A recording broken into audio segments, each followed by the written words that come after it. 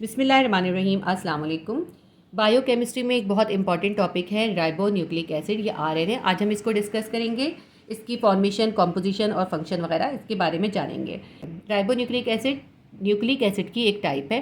तो सबसे पहले हमें ये जानना पड़ेगा कि न्यूक्लिक एसिड क्या चीज़ है। न्यूक्लिक एसिड जो है सबसे पहले सेल के न्यूक्लियस में से आइसोलेट करा गया था और इसकी क्योंकि नेचर जो थी वो एसिडिक थी, इसलिए इसका नाम न्यूक्लिक एसिड रख दिया गया। बाद में मालूम ये हुआ कि ये सिर्फ न्यूक्लियस के अंदर ही नहीं पाया जाता, बल्कि ये प्रोटोप्लाज्म के अंदर भी पाया जाता है और कुछ ऐसे लिविंग ऑर्गेनिज्म जिनके अंदर न्यूक्लियस नहीं होता उनमें भी ये पाया जाता है। प्रोकैरियोट्स के अंदर भी पाया जाता है। तो न्यूक्लिक एसिड जो है वो कैसे बनता है? न्यूक्लिक एसिड जो है वो एक पॉलीमर होता है और वो मोनोमर से मिलकर बनता है। वो मोनोमर्स जो होते हैं वो होते हैं न्यूक्लियोटाइड। ठीक है, न्यूक्लियोटाइड आपस में ज्वाइन करते हैं, न्यूक्लिक एसिड बनाते हैं और दो तरह का न्यूक्लिक एसिड बनाते हैं, जिसमें से एक आरएनए है जो हम आज डिस्कस करेंगे। ठीक है, तो जो न्यूक्लियोटाइड हैं, छोटे छोटे न्यूक्लियोटाइड आपस में मिलते हैं और वो न्यूक्लिक एसिड बना लेते हैं। अब हमें ये जानना पड़ेगा कि न्यूक्लियोटाइड कैसे बनते हैं। न्यूक्लियोटाइड बनता है पेंटोज शुगर से। पेंटोज शुगर जैसे ऐसी शुगर जिसमें 5 कार्बन होते हैं। ठीक है, ये मैंने एक पेंटोज शुगर ड्रॉ करी है। पेंटोज शुगर नाइट्रोजनस बेस के साथ कंबाइन होती है और न्यूक्लियोसाइड बना लेती है। फिर वो जो न्यूक्लियोसाइड है वो इस फॉस्फेट ग्रुप के साथ कंबाइन होता है, जिससे एक न्यूक्लियोटाइड बन जाता है। ठीक है, ये एक न्यूक्लियोटाइड बन गया। अब जब न्यूक्लियोटाइड बन गए, न्यूक्लियोटाइड आपस में ज्वाइन हुए, न्यूक्लिक एसिड बन गया। लेकिन ये पेंटोज शुगर अगर डिफरेंट होती है तो जो है डिफरेंट किस्म के न्यूक्लिक एसिड बन जाते हैं। जैसे कि पेंटोज शुगर अगर राइबोज शुगर हो, राइबोज शुगर कैसी होती है? ऐसी शुगर जो मैंने ये ड्रॉ करी है जिसके अंदर ऑक्सीजन भी होती है। ठीक है, तो ये अगर राइबोज शुगर हो और वो नाइट्रोजनस बेस और फॉस्फेट ग्रुप के साथ कंबाइन करके न्यूक्लियोटाइड बनाए, तो वो न्यूक्लियोटाइड जो बनते हैं वो बन जाते हैं राइबो न्यूक्लियोटाइड बन जाते हैं। तो ऐसे राइबो न्यूक्लियोटाइड जब आपस में कंबाइन होते हैं तो वो बना लेते हैं राइबो न्यूक्लिक एसिड। ठीक है, राइबो न्यूक्लिक एसिड कैसे बनता है? राइबो न्यूक्लियोटाइड के मिलने से बनता है। और राइबो न्यूक्लियोटाइड कैसे बनते हैं? वो बनते हैं हमारी राइबोज शुगर जब नाइट्रोजनस बेस के साथ और फॉस्फेट ग्रुप के साथ कंबाइन होती है तो हमारे राइबो न्यूक्लियोटाइड बन जाते हैं। ठीक है, तो ये ऐसा न्यूक्लियोटाइड है जिसमें राइबोज शुगर है, इसलिए ये जब आपस में ऐसे न्यूक्लियोटाइड ज्वाइन होंगे तो हमारा आरएनए या राइबो न्यूक्लिक एसिड बन जाएगा। तो अब हम इसकी कॉम्पोजिशन देख लेते हैं कि इसका कॉम्पोजिशन और स्ट्रक्चर क्या है। ठीक है, ये आपको बहुत अच्छे से समझ आ गया होगा। अब हम इसको पढ़ लेते हैं। It is made up of ribose sugar. ये बनता है किससे? आरएनए जो है वो राइबोज शुगर से बनता है। It is a molecule with only one strand. ये ऐसा मॉलिक्यूल होता है जिसका सिर्फ एक स्ट्रैंड होता है। ठीक है, क्योंकि जो डीएनए होता है उसके 2 स्ट्रैंड होते हैं, आरएनए का एक स्ट्रैंड होता है, सिंगल स्ट्रैंड होता है। It contain nitrogenous base. इसके अंदर जो नाइट्रोजनस बेस होते हैं वो होते हैं adenine, guanine, cytosine and uracil. ठीक, अब इसमें जो हमने अभी आरएनए पढ़ा, आरएनए में एक तो बहुत इंपॉर्टेंट डिफरेंस ये होता है आरएनए और डीएनए का कि आरएनए में राइबोज शुगर होता है और दूसरा ये होता है आरएनए में नाइट्रोजनस बेस जो होता है उसके अंदर यूरेसिल होता है, जबकि डीएनए में यूरेसिल नहीं होता बल्कि थायामीन होता है। ठीक है, ये 2 मेन डिफरेंस होते हैं। हम आरएनए डिस्कस कर रहे हैं। आरएनए के अंदर कौन से नाइट्रोजनस बेसिस होते हैं? एडेनिन होता है, गुआनिन होता है, साइटोसिन होता है एंड यूरेसिल होता है।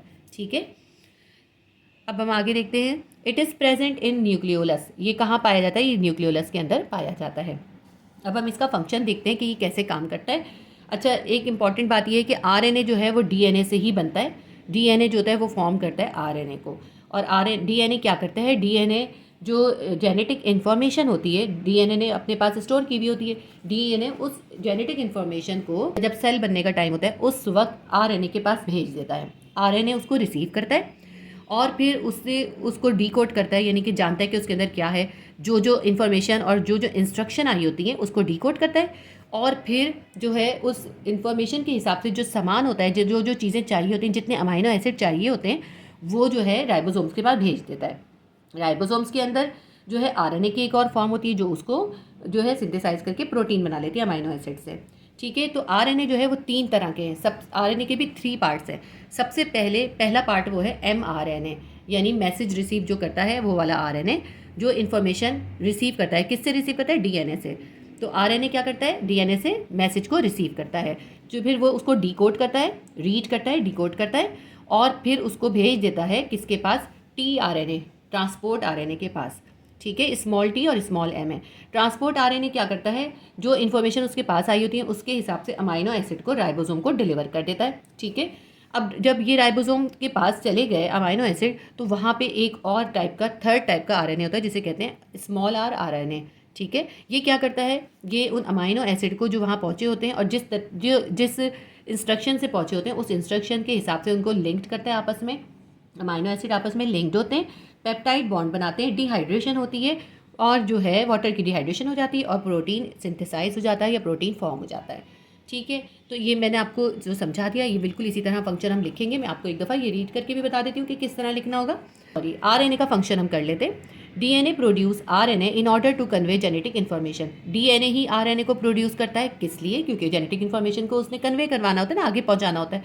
The information that sent to RNA is received. जब आरएनए के पास इन्फॉर्मेशन पहुँचती है तो वो उसको रीड करता है, read, decode and synthesise protein. पहले वो रीड करता है, फिर उसको डीकोड करता है और फिर उसको सिंथेसाइज करता है, प्रोटीन को, प्रोटीन बनाता है। There are 3 types of RNA. mRNA, it receive genetic information, read, decode and then transfer to tRNA। mRNA जो होता है वो डीएनए से इन्फॉर्मेशन को रिसीव करता है, उसको डीकोड करता है, उसके हिसाब से जो जो उसमें चाहिए होता है, जितने अमाइनो एसिड जिस तरह की चाहिए होते हैं, वो सब tRNA को के पास उस इंफॉर्मेशन को सेंड कर देता है। tRNA का काम होता है ट्रांसपोर्ट करना, तो वो उन चीज़ों को अरेंज करके उन चीज़ों को आगे ट्रांसफ़र करेगा। तो tRNA deliver amino acid to ribosome. tRNA उस इन्फॉर्मेशन के जो mRNA भेजी थी उसके हिसाब से अमाइनो एसिड राइबोसोम को डिलीवर कर देता है। In ribosome there are RNA which linked amino acid. Ribosome के अंदर जो होता है स्मॉल आर आरएनए होता है जो कि अमाइनो एसिड को आपस में लिंक कर देता है। Peptide bond is form, peptide bond बन जाता है एंड प्रोटीन इज सिंथेसाइज, और प्रोटीन सिंथेसाइज हो जाती है। पता चलती है कि लिविंग थिंग के लिए, लिविंग ऑर्गेनिज्म के लिए आरएनए कितना इंपॉर्टेंस रखता है। डीएनए भी इंपॉर्टेंस रखता है और आरएनए भी अपनी इंपॉर्टेंस रखता है। उम्मीद करती हूँ आपके लिए हेल्पफुल रहा होगा। अगर आपके लिए मेरी वीडियो हेल्पफुल रही है तो प्लीज़ वीडियो को लाइक ज़रूर कीजिएगा और शेयर करें ज़्यादा से ज़्यादा, ताकि ज़्यादा से ज़्यादा बच्चे इससे फ़ायदा उठा सकें। अल्लाह हाफिज़।